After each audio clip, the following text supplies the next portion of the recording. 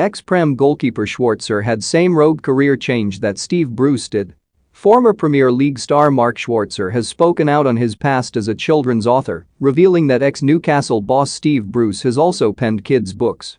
Schwarzer spent over 2 decades in the Premier League and racked up over 480 top-flight appearances for clubs such as Middlesbrough and Fulham.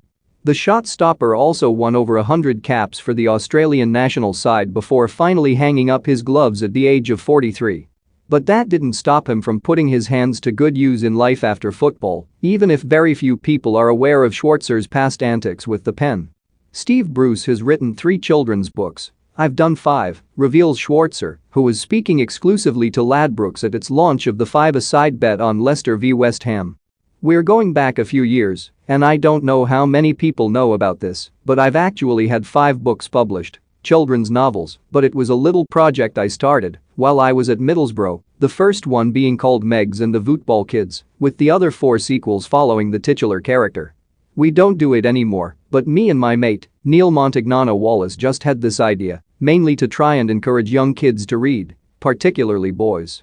It was around the time when my son was quite young, and I had a real difficulty in finding books that I thought he'd be interested in, so we decided to go off and create these books based on our own experiences as kids growing up in Australia, coming from multicultural backgrounds. Which other Premier League star would you like to see take a crack at penning a kid's book? Let us know what you think in the comments section below, with Schwarzer outlining both his and Montagnano Wallace's determination to get children into their stories. It should come as no surprise that the pair took their time fleshing out their ideas and characters. And the former shot stopper revealed that the duo even decided to include their wives in the books. "We put a lot of thought into our characters, and our wives are both in the stories," he added. The main protagonist is pretty much based on Neil.